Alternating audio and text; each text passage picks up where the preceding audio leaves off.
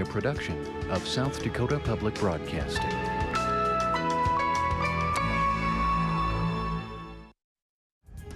State House program funding provided by the South Dakota Bar Foundation, the educational and charitable arm of South Dakota lawyers and judges.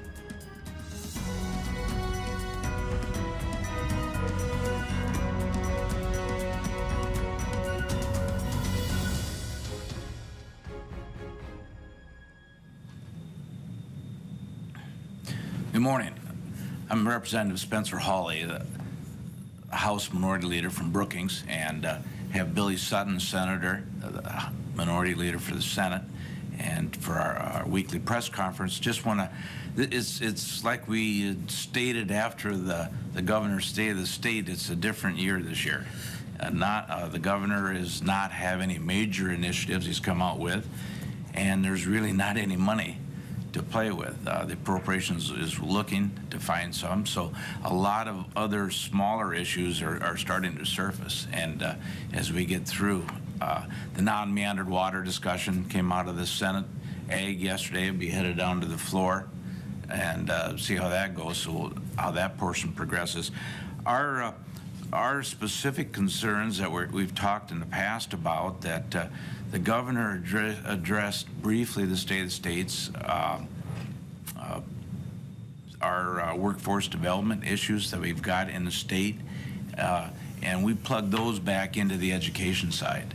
The higher ed, our needs-based scholarship program, we still want to keep focus on that, and we need to talk about it.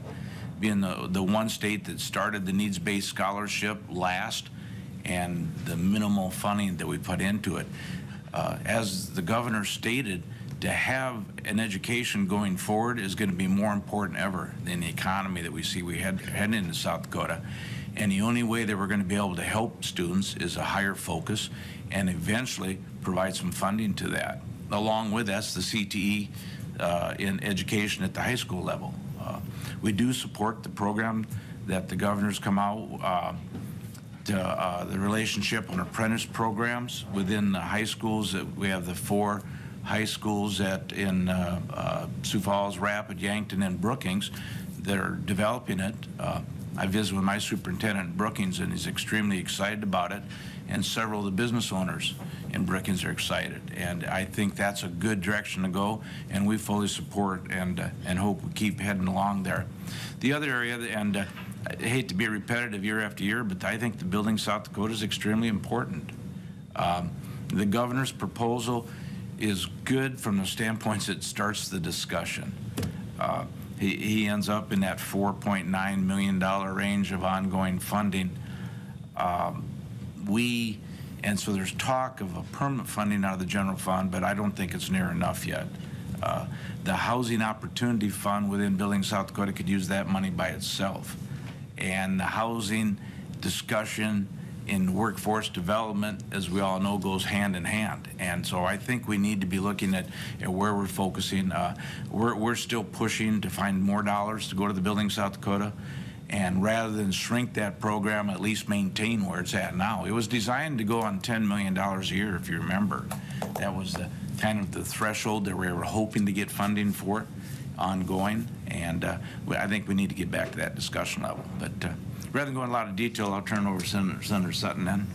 Yeah, thanks, Spence. Billy Sutton, District 21 Senator, Minority Leader.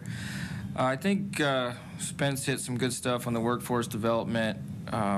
And part of our focus is going to be to work with the Governor on workforce development, but also have our own package of bills as well. You know, we'll be focusing on getting some more ongoing funding to needs-based scholarship, as Spence mentioned. When you look at surrounding states compared to how we support the needs-based scholarship, it's a pretty stark difference. For every Pell Grant eligible student, we have $14 to give, and Wyoming has $1,800. Minnesota, $1,500.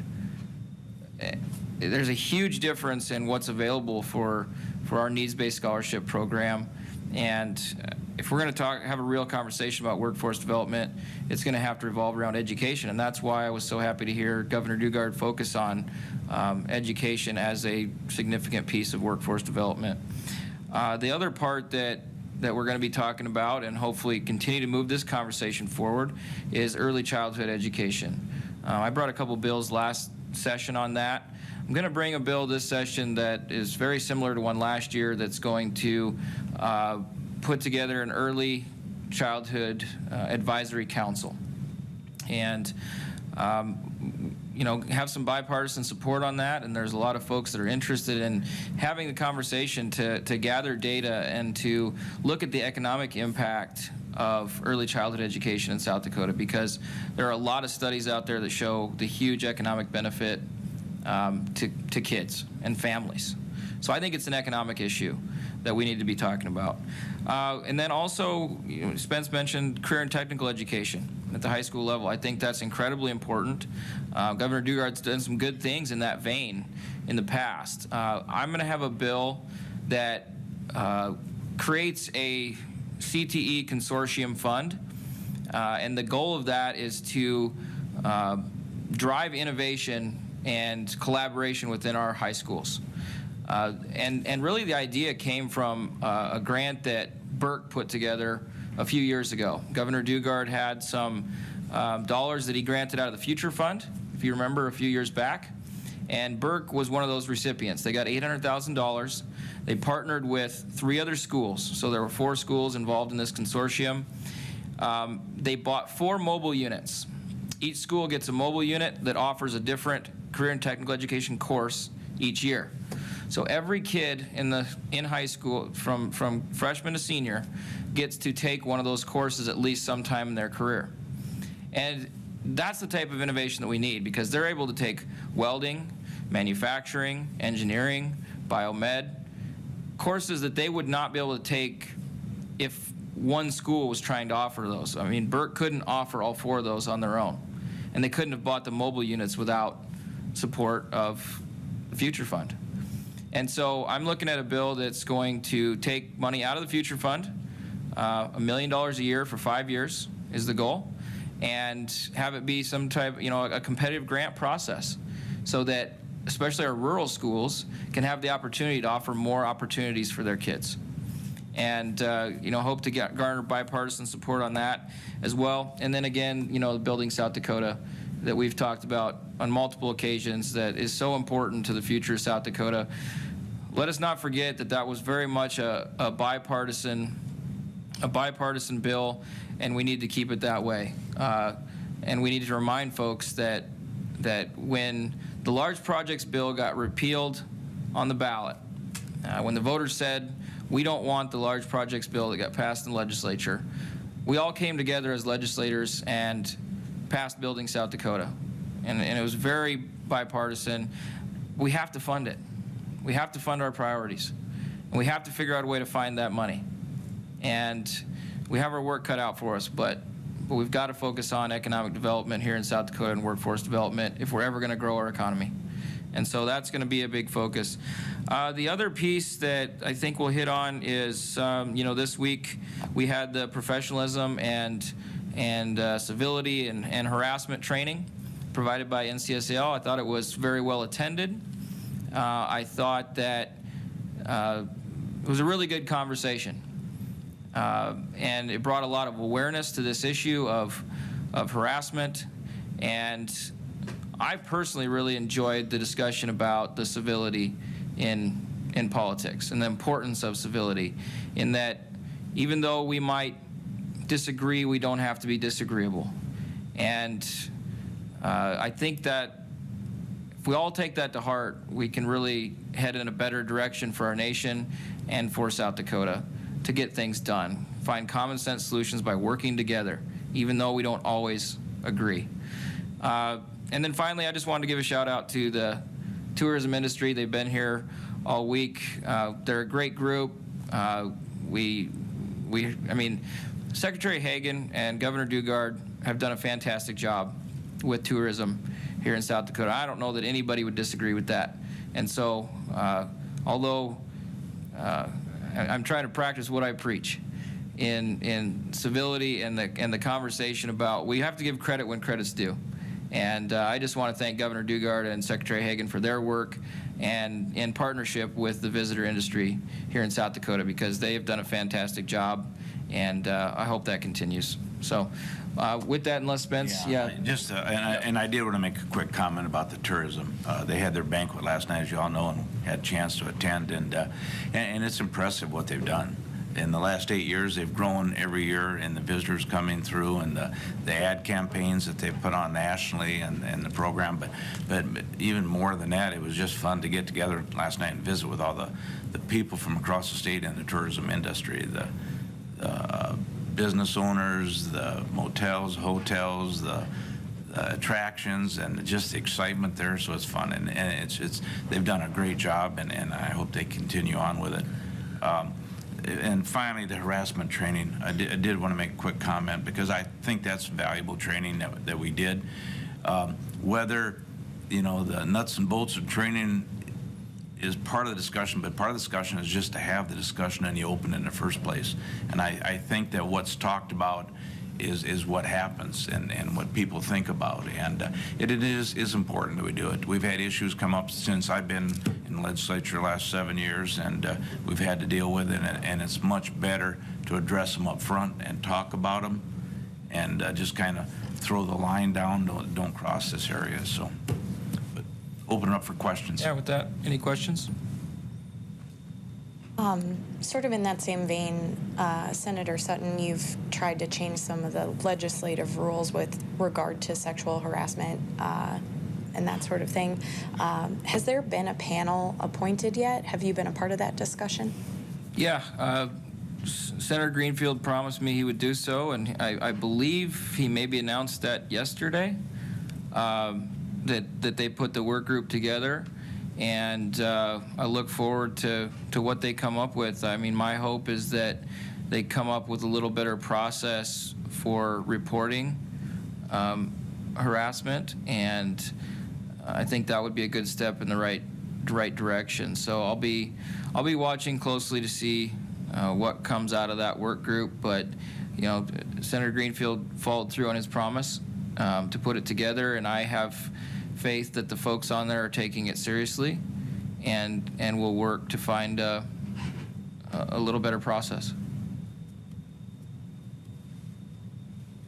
There's also been conversation over the last couple of weeks about initiated measure reform. A couple bills have made their way across. Do you have any thoughts about what sort of legislation you would support in that arena, and what you would not like to see as lawmakers take that up? Yeah, and I'll start on that. The initiated measures and referendums, kind of our line in the sand is to not make it more difficult for people to get initiated measures from South Dakota. The openness discussions and who's donating money and the transparency of it, totally supportive of that. I guess but when we try to close down the process and make it much more difficult, not supportive of that area. We've got 1005 that's hung up a little bit right now in the House side, and that's the one that came out of the interim committee on and the verbiage and how it would be stated in the ballot. And right now the big concern is on referendums. It's, if it's a yes vote, is that a no vote? Is a no vote a yes vote? And we just want to make sure that that's as clear as possible. And so that one has been calendared last couple of days and been put off because of that reason. So, and I think there's people from the other side that have questions the verbiage too, and they just want to make sure it's correct. Yeah, I mean, I really struggle with this one, because I struggle with the view that South Dakotans don't know what they're doing at the ballot. We trust them to send us up here as legislators, but there seems to be a constant attack on them voting on issues on the ballot, and I really have a frustration with that. I think we need to respect the will of the voters. And when you look back at the history of South Dakota and go and look through all the measures that we've had, for the most part, by and large, South Dakotans have got it right. And I just feel like there's been a big overreaction in the last couple of years to the measures that have been on because some of the legislators maybe don't like what's happening on the ballot. I don't think that entitles you to take away the voice of the people just because you don't like something that they're voting on. And so I'm going to continue to support the will of the voters and do our best to do that. Every once in a while there will come an issue where maybe we need to tweak something and things to make the process better, but I agree with Representative Hawley that we shouldn't be trying to make it harder for folks to have their voice be heard on the ballot. To both of you gentlemen, could you give me a look ahead to next week, what you expect to be talking about, what the public will be hearing about, what major issues you're going to be bringing up in both committee and on the floor?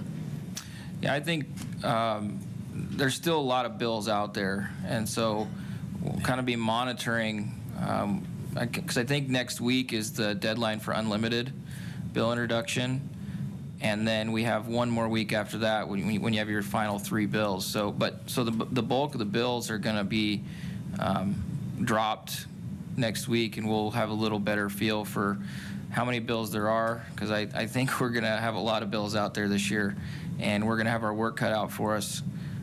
There's some people that speculated we could have up to 600 bills, and that is a lot compared to past years in South Dakota. So I'll give Governor Dugard a hard time. He should have had a big initiative, because if you give legislators too much time, they come up with 600 bills. So we'll have our work cut out for us. It's real difficult. We've been talking in generalities here today because the controversial stuff really hasn't popped up yet. Most of my committees have been things are coming out on consent or by one vote, somebody's against it or something. So we just really haven't got into the serious discussion mode yet. And there's a lot of stuff floating out, people running around with bills and a lot of different opinions and everything. So I don't know which direction we're going to end up heading next week. And again, because I was on the summer task force on the non-meandered waters, I'm hopeful that comes out of the Senate. That is probably the one discussion in that area that's really going to get heated up next week. And I know there's 4 or 5 bills floating out there besides what the governor's got going through over in the Senate side. So the discussion's going to get a lot more heated on that portion of it. Most of the ethics reforms bills that came out of the task force have gone through, except the 1005 I mentioned. And I just don't know where we're going to end up with next week. And Approps is driving a lot of this in the background on dollars, and they're still just right at the beginning of their hearing process. And until we set our funding in February, as you remember with our new time frame now, they set it about 3 weeks earlier on our projected revenues for 2019. Once that's done, it's going to be a lot clearer, I think, which direction we can head in a lot of these issues we've talked about. Just on one piece of legislation, this campus free speech bill that's being pushed, can you guys talk about how Democrats come down on that one? Actually, no. As you said that, I don't know enough about the bill at the moment to give you an answer. I don't know. Have you studied it closely? I haven't looked at that bill closely yet either, but we'll take a look at it. Yeah. I'm not really sure what it entails. I've heard some rumblings about it, but I haven't heard much about it. But we will have a position on it. We just need to look at the details of it.